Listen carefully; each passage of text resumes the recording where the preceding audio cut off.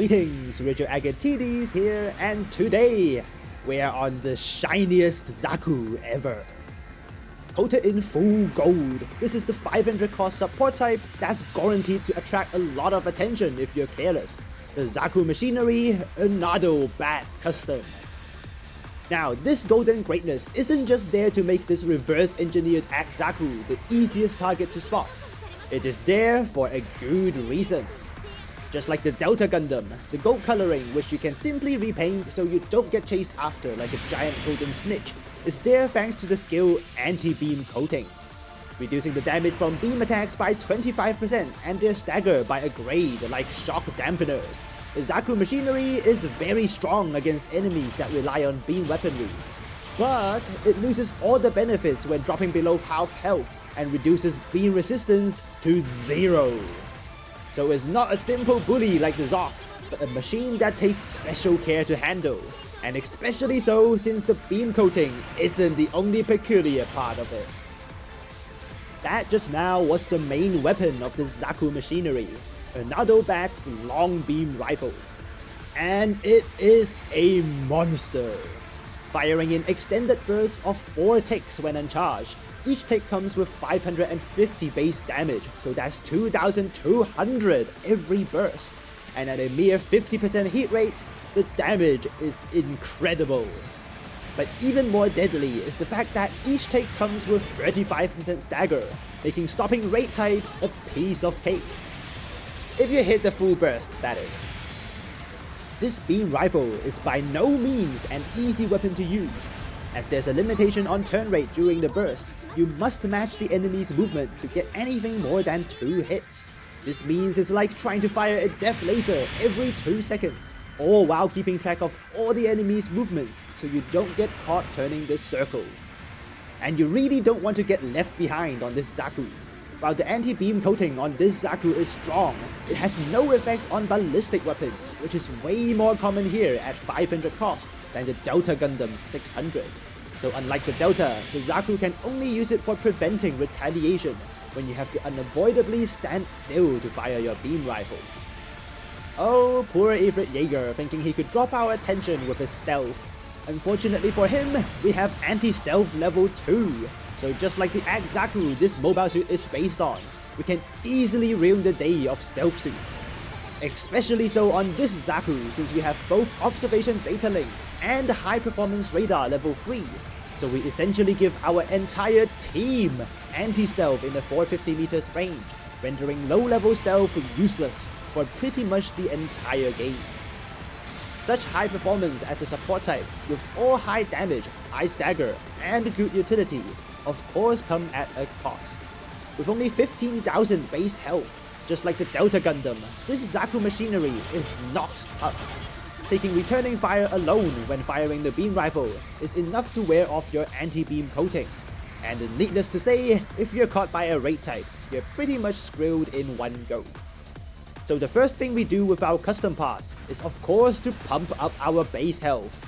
With no other significant weakness, we can go ahead and put on all the big base health custom pass we can find. New model frame level 1 and 2, and then reinforced frame level 4 and 5 gives us 4,000 more base health in total. In other words, 2,000 health worth of extra beam coating. If that's not sufficient, you can even swap out the ranged damage for even more base health. But that alone is not enough to keep you alive on this golden Zaku. The most important thing to do is to make use of the maneuverability of this suit. With forced injectors and plenty of thrusters for a 500 cost support type, you can make yourself a much harder target to hit by tapping thrusters between every beam rifle shot. Change up your timings occasionally and you'll see yourself taking significantly less returning fire.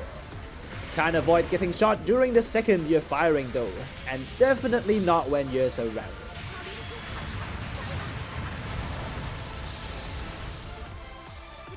While you can literally get away with only firing uncharged shots the entire game, there's even more about the weapons on this suit, starting with the exact same beam rifle. While the uncharged shot gets you more damage overall, you can also charge the beam rifle to fire a single shot that comes with a normal stagger and a blast radius. but with 85% hit rate, it's not something to use often. What it's best for are situations when scoring a full hit is difficult, and you only needed that one shot to matter. Then we get to the sub-weapons. When things get close, a situation you should avoid getting into in the first place. Your best weapon is the Zaku Machinery, Zaku Machine Gun. A mouthful name but not so mouthful to use, it fires in bursts of 5 every 0.5 seconds. 8% stagger per shot, so 3 bursts is enough to get you an accumulated stagger and a lot of damage in the meantime. But you don't want to use this weapon at any longer range though because of the firing spread. And when you need an instant stagger, you also have 2 choices, the Sturmfaust and the Bird Line. The Sturmfaust does a bit more damage while the Bird Line takes less time to pull out. But just like the machine gun, you don't want to be in situations where you need them in the first place. Instead, you want to be at the maximum range the beam rifle can reach, so you take as little returning fire as possible. Ultra long range shootout against the Ifrit Jaeger. We both have to fire standing still, but while he has the instant stagger, we have the damage. Keeping ourselves at maximum possible range limits him to using his bigger shell, while we can wait for him to fire standing still and we can land a full hit. Remember to use your thrusters to make yourself an unpredictable target, and there's no way we're getting out-traded. Enemy team catches up, time to make the run. Anti-beam coating can protect us from the beam rifle shots, but any bazooka can stagger us as normal. And with no defense mode or resist move, we are no better than any normal support type against them. We leave that side to our teammates, but unfortunately, they don't have the same idea. With no choice, we try to make it work with the Sturmfaust, but of course we miss the shot, and here comes the shotgun bazooka. Holy Zork, that hurt! Exactly why we were going in circles at all costs before this. Your beam coating stands no chance against a simple bazooka melee combo, so keep yourself outside bazooka range. With piercing damage and no stagger on friendlies on the uncharged beam rifle shot, you can fire it freely through teammates without worrying about friendly fire, while hitting multiple enemies at once for big damage. You can magnify this even more by crouching and scoping, but that further limits the reticle turn rate when firing, so I prefer to fire unscoped. Enough time for one more good shot, the Ifrit is low and we'll finish him up with a reverse sweep.